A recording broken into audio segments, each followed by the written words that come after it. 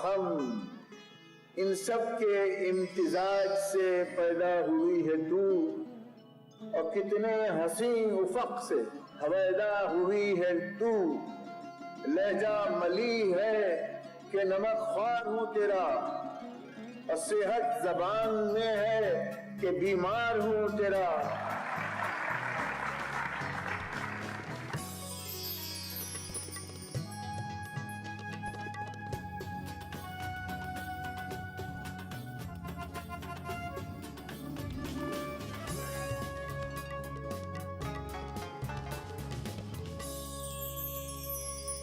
صبا تو اڑا کر مدینے میں لے چل، جہاں مصطفیٰ ہے مکی اللہ اللہ۔ جس وقت وجہی، غواصی اور ولی دکنی زبان میں لکھ رہے تھے، شمال میں فارسی آمیز شاعری کا بول بالا تھا۔ اسی دور میں ولی کی تازہ اور سہل زبان سے متاثر ہو کر دلی کے سخنوروں نے بھی عام فہم زبان اختیار کی، جسے ریختہ کہا گیا۔ فری ہے نظر دیر سے باغباں کی، آرمینی چینی جا پانی، پی کر تیرا ٹھنڈا پانی، ہو گئے سو جی جان سے تیرے، اور ڈال دیا گنگا پر ڈیرے۔ لوگ بستے گئے، زبان اسی حساب سے ترقی کرتی گئی، اور اردو سلسلے میں آخری کڑی ہے۔ یہ ایک تعمیر تھی ذریعہ اظہار کی، اس لیے اردو کو ریختہ کہا جاتا ہے۔ کیا لطف جو غیر پردہ کھولے، جادو وہ جو سر پہ چڑھ کے بولے، سر پہ چڑھ کے بولتا ہے جادو اس کا۔ دھیرے دھیرے لوگوں نے اس کو پڑھنا شروع کیا، اس کو ماننا شروع کیا۔ نہرو جی نے ایک بڑی عمدہ بات کہی تھی کہ انگریزوں نے انڈسٹریل ریولوشن کو بلڈ اپ کرنے کے لیے، بنانے کے لیے ہندوستان میں جو لوٹ مار کی، اس کے برعکس انہوں نے یہ کہا کہ ہندوستان اس سے پہلے بھی جیتا گیا تھا، لیکن ان لوگوں کے ذریعے جو یہاں آ کے خود اس کے غلام بن گئے، یعنی فاتح تھے لیکن مفتوح بن گئے۔ میری گھٹی میں ملی تھی ہو کے حل اردو زباں، جو بھی میں کہتا گیا حسن بیاں بنتا گیا۔ خوش آمدید داستان اردو میں آج ذکر کریں گے ریختہ اور ریختہ گوئی کا۔ دراصل لفظ ریختہ موسیقی کی اصطلاح ہے، کئی راگ راگنیوں کو ملا کر ایک نئے راگ کی تخلیق کو ریختہ کرنا کہتے ہیں۔ چونکہ اردو کئی بولیوں کے میل سے بنی، اس لیے اسے ریختہ کا نام بھی دیا گیا۔ عہد وسطی چھوٹی بڑی حکومتیں قائم ہو رہی تھیں، نئی نئی عمارتوں کی تعمیر کا دور تھا۔ مرکزی ایشیا کے معماروں نے ہندوستانی کاریگروں کو محراب، گنبد اور مینار بنانے کے گر سکھائے اور ان سے ہندوستانی طرز تعمیر سیکھی۔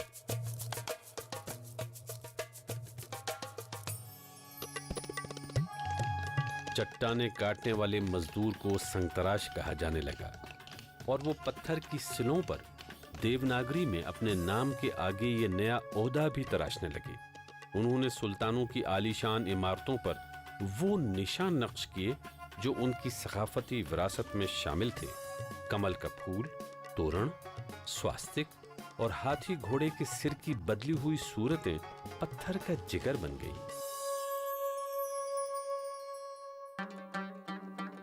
چونے گاریوں کو ملا کر عمارتیں پختہ کرنے کو بھی ریختہ کرنا کہا جاتا۔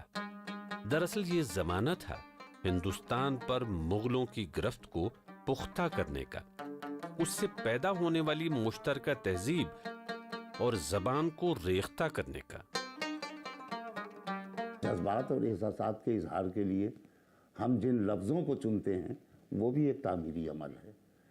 تو تعمیر مکان کی ہوئی، تعمیر راگ راگنیوں کی ہوئی، تعمیر جذبات و احساسات کے اظہار کے لیے الفاظ کی ہوئی، اس لیے اردو کو ریختہ کہا گیا۔ مغلز نے ایک سسٹم، ایڈمنسٹریشن کا سسٹم ایک دیش کو دیا، نیٹ ورکس، ریڈیو، آج بھی جی ٹی روڈ جو ہے وہ لوگ یاد کرتے ہیں۔ اور اردو کی جو ترقی ہے، اردو کا جو گروتھ ہے، وہ گروتھ بھی اسی سے لنکڈ ہے۔ یعنی لوگوں کا ادھر سے ادھر آنا، بڑے بڑے شاعر آئے، بڑے بڑے ہسٹورینز آئے، اور بھی بہت سے میوزیشنز آئے، تو سب لوگ آتے ہیں، اور اس کے ساتھ ساتھ صوفی بھی آئے، اور دوسرے قسم کے مذہبی اسکالرز بھی آئے، آرکیٹیکٹس بھی آئے، پینٹرز بھی آئے، تو ایک کمیونٹی بنتی ہے نا. اور جب وہ کمیونٹی یہاں کی کمیونٹی سے انٹریکٹ کرتی ہے تو وہ ایک کریٹیو پروسیس ہے. سن 1526 پانی پت کی پہلی جنگ میں ظہیر الدین محمد بابر نے ابراہیم لودھی کو شکست دی. ہندوستان میں شہنشاہیت کا ایک نیا سلسلہ وجود میں آیا اور مغل حکمرانی کی شروعات ہوئی. شمال سے آنے والے ان مسلمان سلاطین کی زبان فارسی تھی اور وہی ان کے درباروں میں استعمال ہوتی تھی. جب مغل ہندوستان آئے تو وہ اپنی زبان کو ساتھ لائے. شہنشاہ اکبر نے اپنے درباریوں سے پوچھا کہ ہماری سرکاری زبان کیا ہونی چاہیے. تو راجہ ٹوڈرمل کھڑے ہوئے کافی غور و خوض کے بعد، اور انہوں نے فرمایا کہ جو حضور آپ کی زبان ہے وہی زبان جنتا کی ہونی چاہیے. تو فارسی زبان جو ہے وہ سرکاری زبان بن گئی. مغل فارسی میں لکھتے تھے اور گفتگو بھی فارسی میں ہی کرتے تھے، لیکن مقامی لوگوں سے رابطے کے لیے حسب ضرورت ہندی یا ہندوی کے الفاظ اور قاعدے استعمال ہوتے. رفتہ رفتہ دربار میں فارسی کے دبدبے کے باوجود یہی ملی جلی زبان یعنی ریختہ لوگوں کو عزیز ہوتی گئی. ہندوستان کا کوئی تہوار نہیں ہے، ہولی، دیوالی، جنماشٹمی، جس کے اوپر اردو میں کمال کی نظمیں نہیں. کوئی ایسی ہندو ڈیٹی نہیں ہے، رام، سیتا، کرشن، شیو، پاروتی، جس کا بھی نام لیجئے، اس پہ کمال کی نظمیں اردو میں نہیں ملیں گی.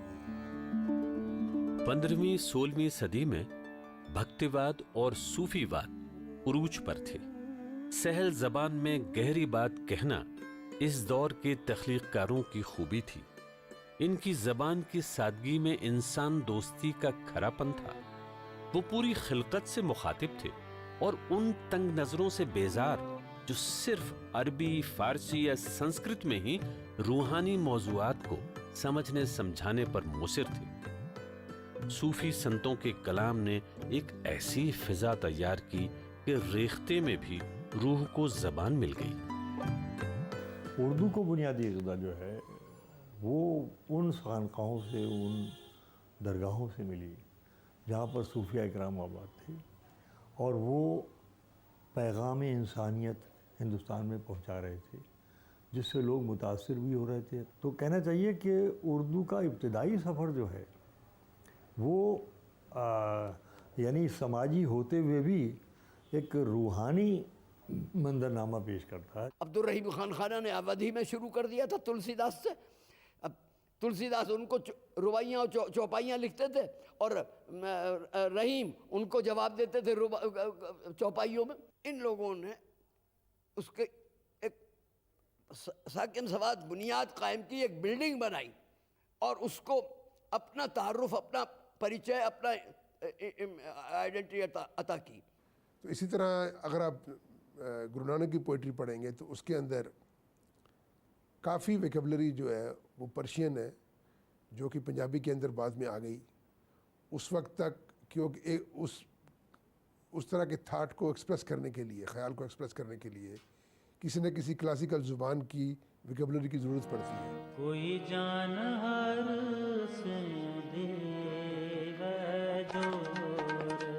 زبان کے سلسلے میں بابا گرو نانک دیو جی نے بہت اہم کردار نبھایا ہے. انہوں نے بہت سارے صوفیوں اور سنتوں کی تحریروں کو یکجا کیا. بابا فرید، کبیر اور نامدیو کی شاعری، گیت اور دوہے ایک جگہ ہوئے تو کثرت میں وحدت کا تصور حقیقت میں تبدیل ہونے لگا.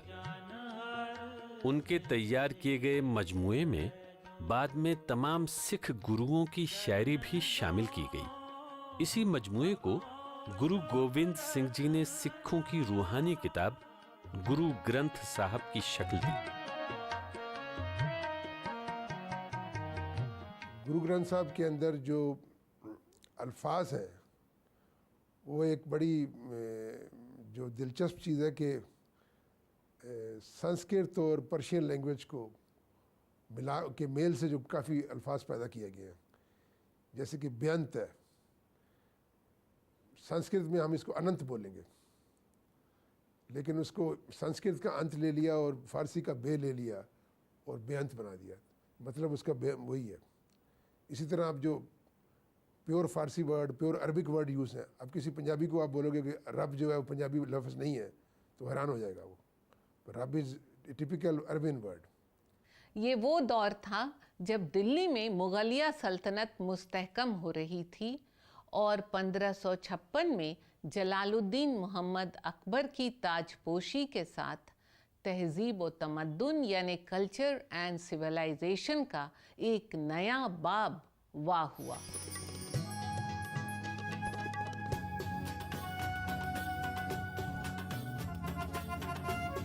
अकबर की बादशाहत को मुगल सल्तनत का नुक्ताए उरूज माना जाता है।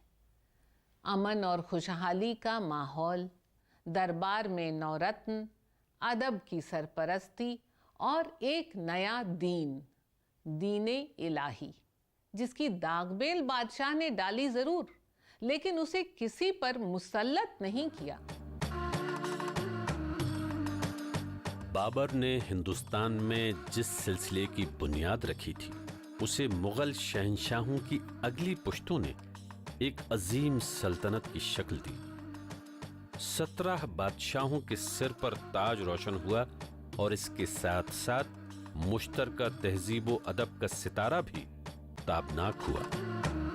मुग़लों के साथ तो ट्रेडिशन बहुत ज़बरदस्त थी। बाबर ख़ुद बहुत बड़ा शायर था और हुमायूं ख़ुद बहुत पढ़ा लिखा था, और उस ज़माने में सिर्फ मुग़ल मर्द ही नहीं, औरतें भी बहुत पढ़ी लिखी होती थी। हुमायूं की बहन थी गुलबंद बेगम, जिसने हुमायूंनामा लिखा है। और अकबर का जहाँ तक ताल्लुक़ उस ज़माने में, तो अगर आप देखें तो अकबर के ज़माने में तो ऐसा लगता था कि पूरी दुनिया में एक तरह से हिंदुस्तान को एक मरकज़ी हैसियत हासिल होती चली जा रही थी। सल्तनत मुगलिया का दौरे ज़र्री अबुल मुज़फ़्फ़र जलालुद्दीन मोहम्मद अकबर का अहद हुकूमत, वो तहजीबें जो सैकड़ों बरसों से एक दूसरे के साथ परवान चढ़ रही थीं, अकबर के दौर में एक मुकम्मल तमद्दुन की शक्ल लेने लगी। बादशाह ने ज़बानों के मेल जोल के लिए जो तरीक़ा इख्तियार किया, उसके ज़ेरे असर कई ज़बानें यकजा हो गईं और एक ऐसी तहजीब जलवा नुमा हुई जिसमें मुख्तलिफ कौमों की यकसा शमूलियत थी। खुद अकबर की फरमाइश पर जो यहाँ के दीन धर्म मज़हब थे उनको अरबी फ़ारसी में ट्रांसफॉर्म किया, तर्जुमा, और इस्लामी मुल्कों में भेजा। और जितने इस्लामी मज़हब के अक़ीदे थे कुरान और हदीस के और इमामों के और मलफूज़ात खुलफ़ाए राशिदीन, उनको यहाँ की भाषाओं में उन्होंने तर्जुमा किया। उससे क्या हुआ कि common culture, art, literature, religion, ये सब मिलने लगे। अकबर के बारे में तो रवायत यही कि पढ़ा लिखा नहीं था, और लेकिन ये कि ख़ुद अकबर के नाम से कुछ शेर मशहूर हैं। दोशीना बकुए मैं फ़रोशा, यकजाम बदले ज़र ख़रीदम, इम शब्ज़ खुमार सरगरानम, ज़र दादमो दर्द सर ख़रीदम। यानी कल रात हमने मैं फ़रोश शराब बेचने वालों की दुकान से एक जाम लिया पैसे के बदले में। अब आज सूरत हाल ये है, मस्ती की वजह से मेरे सर में एक तरीक़े से दर्द हो रहा है। ज़र दादमो दर्द सर ख़रीदम, मैंने पैसा दिया और उसके बदले में दर्द सर खरीद लिया। अकबर रोशन ख्याल और वसीउल नज़र थे। उन्होंने अपने दौर के बेहतरीन दानिश्वरों, सूफियों और संतों को यकजा किया। ये वो लोग थे जिन्होंने रवादारी, बाहमी इत्तेहाद और इंसान दोस्ती की कदरों की परवरिश की और दीन इलाही की तश्कील भी। अबुल फजल दीन इलाही के खास हामी थे। अलग अलग तहजीबी रिवायतें एक दूसरे में जम होने लगीं। इसकी मिसाल वो आलीशान किले और इमारात हैं जो अकबर के दौरे हुकूमत में तामीर हुए। उस दौर के अदबी शहपारे भी नायाब हैं। अकबर ने बीरबल से रामायण का तर्जुमा करवाया। बादशाह की आपबीती अबुल फजल ने अकबर नामा में लिखी। भगवत गीता का سب سے پہلا ترجمہ کسی بدیشی فورن لینگویج میں اکبر کے زمانے میں فیضی نے کیا تھا، فارسی میں۔ اکبر کا دارالحکومت برج بھومی کا دل یعنی آگرہ تھا۔ انہوں نے بڑے خلوص کے ساتھ ہندوستانی روایات اور رسموں کو اپنایا اور برج بھاشا کی ترقی میں بھی اہم کردار ادا کیا۔ اپنے بیٹے دانیال کو برج بھاشا کی تعلیم بھی دلائی۔ اس زمانے میں اودھی اور برج میں بھی معیاری ادب تخلیق ہو رہا تھا۔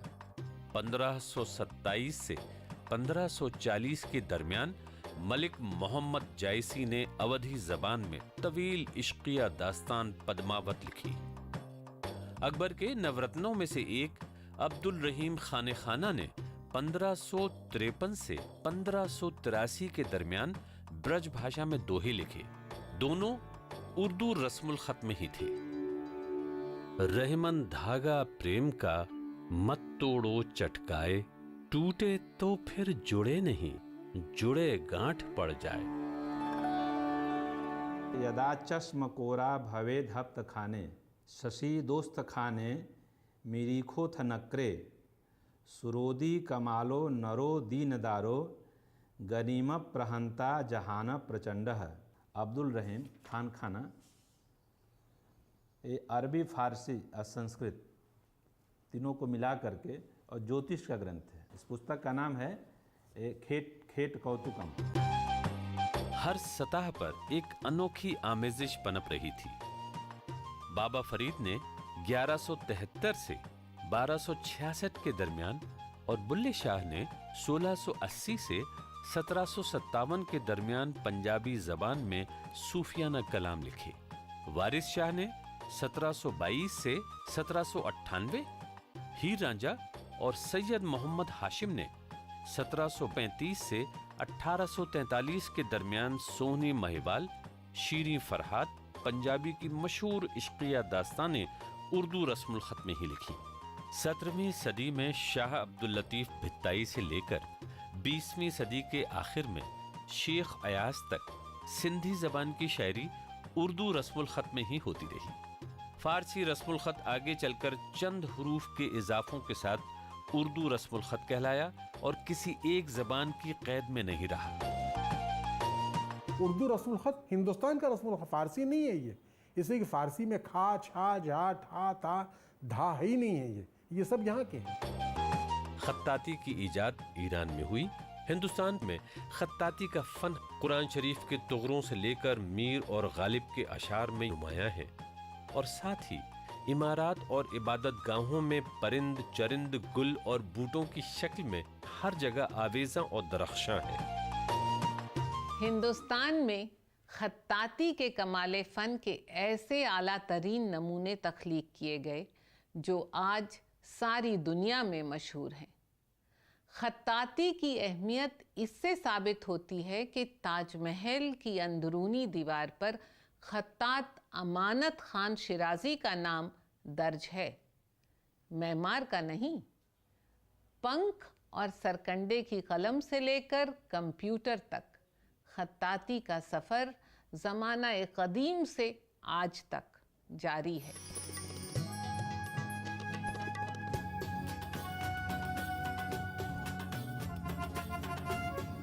سترہویں صدی کے آخری سال تھے۔ مغلیہ سلطنت کا سورج پوری آب و تاب کے ساتھ جلوہ افروز تھا۔ اب عظیم آباد سے اکبر آباد تک ریختے کے نئے نئے دبستان قائم ہو رہے تھے، اور دکن میں ہونے والے ادبی تجربے بھی دلی تک پہنچ رہے تھے۔ جہانگیر کا دور آتے آتے ریختہ میں نئے تجربے ہونے لگے تھے۔ افضل پانی پتی نے 12 ماسا کی طرز پر بکٹ کہانی کی تصنیف کی۔ 12 ماسا شمالی ہندوستان کا روایتی لوک گیت ہے، جس میں فراق و وصال کی کیفیت پر بدلتے ہوئے موسموں کے اثرات کی عکاسی ہوتی ہے۔ بکٹ کہانی میں ایک نوجوان لڑکی کا ذکر ہے جو اپنے محبوب کے فراق میں بے چین ہے۔ ہر نیا موسم اس کی تکلیف کو ایک نئی شدت دیتا ہے۔ 18वीं सदी का इब्तिदाई दौर। नवाब सदरुद्दीन मोहम्मद खां फाइज ने लिखा, लैला मजनू का जिक्र सर्द हुआ, अब हमारी तुम्हारी बारी है। शायरी की जबान नए जमाने से हम आहंग हो चली थी। रेख्ता की अहमियत दिन ब दिन मुस्तहकम हो रही थी। उस दौर के मकबूल तरीन शायर शाह हातिम ने लिखा, रेख्ते के फन में हैं शागिर्द हातिम के बहुत, पर तवज्जो दिल की है हर आन ताबा की तरफ। 17वीं सदी का आखिर, अजीमाबाद यानी आज का पटना। बेदिल अजीमाबादी रेख्ता में ऐसी शायरी कर रहे थे जो अफगानिस्तान और ताजिकिस्तान तक मकबूल हो रही थी। मत पूछ दिल की बातें, वो दिल कहाँ है हम में, इस तुख में बेनिशां का हासिल कहाँ है हमने। तकरीबन 100 साल बाद मिर्जा गालिब उनकी रेख्ता गोई के कुछ इस तरह कायल हुए, तर्ज बेदिल में रेख्ता कहना असदुल्लाह खां कयामत है। बेदिल तो इतना अनोखा शायर है कि बेदिल के इमेजिनेशन का, बेदिल के यहाँ जो कहना चाहिए जो अनोखापन है, और बेदिल के यहाँ जो मज़ामीन का तनव्वुर है, डाइवर्सिटी है, बेदिल के यहाँ जो इबाहम है, एम्बिग्विटी है। बेदिल सबसे ज़्यादा जाने जाते हैं अपनी एम्बिग्विटी की वजह से, और बेदिल ने खुद भी कहा, एक कौल भी उनसे मंसूब है कि शेर खूब मानी नदारत, अच्छे शेर मानी नहीं होते, यानी ये कि आप उसको पूरी तरीके से समझना बहुत मुश्किल होता है। इस ज़माने में दिल्ली और दक्कन के दरमियान रेख्ते का सफ़र तेज़ से तेज़तर होने लगा था। रेख्ता की बढ़ती शोहरत का सेहरा दक्कन के अजीम शायर शमसुद्दीन वलीउल्लाह वली के सर बनता है। उस दौर के मशहूर शायर शाह मुबारक आबलू ने वली की अजमत को तस्लीम करते हुए कहा, वली रेखते बीच उस्ताद है, कहे आबरू क्यों कर उसका जवाब। वली के लबो लहजे ने न सिर्फ हम असरों को बल्कि आने वाले वक्त के शायरों को भी मुतासिर किया। वली दक्कनी का ज़माना वो है जो कहना चाहिए कि मुग़ल हुकूमत जब यहाँ कमज़ोर पड़ रही थी, औरंगज़ेब का ज़माना था, जब वली यहाँ आए, दिल्ली पहुँचे, और रवायत ये है कि जब उनके कलाम यहाँ के लोगों ने सुना तो घर घर में उनकी ग़ज़लें गाई जाने लगीं। वली की पूरी वली हमारे पहले बड़े शायर हैं। उर्दू के पहले साहब दीवान शायर तो कुली कुतुब शाह हैं, लेकिन पहले बड़े शायर हमारे वली हैं। दक्कन से औरंगाबाद, गुजरात, महाराष्ट्र होते हुए आप दिल्ली चले जाते हैं, और फिर दिल्ली से जो है ना पूरे हिंदुस्तान में ये ज़बान फैलती है। इस ज़बान का अपना एक कैरेक्टर रहा है। ये ज़बान हमेशा आम लोगों की ज़बान रही, आम लोगों के दरमियान बोली जाती रही। इसका जो अदब है वो अदब इसका आम लोगों का अदब रहा। जब और उर्दू अदब की सबसे अच्छी बात ये रही कि इस ज़बान ने समाज से हमेशा अपना रिश्ता जोड़ के रखा। वली की शायरी में हिंदुस्तानी जिंदगी हर रंग में मौजूद है। उन्हें उर्दू शायरी का बाबाए आदम यूं ही नहीं कहा जाता। कुछ पढ़िए वली साहब। कूचाए यार ऐन कासी है, जोगिए दिल वहाँ का बासी है। रेख्ता की ज़मीन वली ने हमवार की, और अब रेख्ता में मसनवी, मरसिया, रुबाई, कसीदा, गीत, चौपाई और कबित सभी लिखे जाने लगे। लेकिन रेख्ता की सबसे मकबूल सिन्फ गज़ल है, जिसमें हिंदुस्तानी तहजीब अपने धनक रंग में रक्सा नज़र आती है। गज़ल के मानी है माशूक से कलाम करना, जिसमें हुस्नो इश्क, हिज्रो विसाल और न्याज़ो नाज के लतीफ़ क़स्से बयान होते हैं, और इखलाक, फ़लसफ़ा, तसव्वुफ़ सब शामिल होते हैं। इसके मज़ामीन में गमे दौरां का भी उतना ही दखल है जितना कि गमे जाना का। गज़ल के हर शेर में एक अलग जहां आबाद होता है, और हर शेर अपने आप में मुकम्मल भी होता है। गज़ल के अशार में काफ़िये, रदीफ़ और बहूर व औज़ान की पाबंदी आमतौर से ज़रूरी समझी जाती है। क्लासिकी शायरी के बाद हर अहद में तकाज़ाए वक्त के साथ गज़ल का लबो लहजा और मज़मून दोनों बदलते गए। दास्तान उर्दू की अगली किस्त में तारुफ होगा उस दौर से जब रेख्ता पर शबाब आया, जब खुदाए सुखन मीर तकी मीर ने कहा, गुफ्तगू रेख्ते में हमसे ना कर, ये हमारी ज़बान है प्यारे। खुदा हाफिज।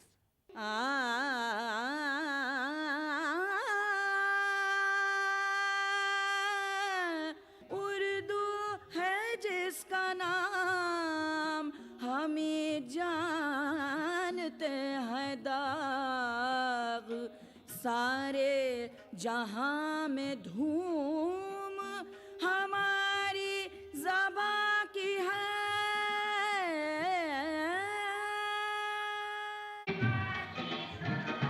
कैसा लग रहा है मैडम? फेशियल कैसा लग रहा है? शादी के पहले आता है सीजन शादी.com का। आज ही डाउनलोड कीजिए।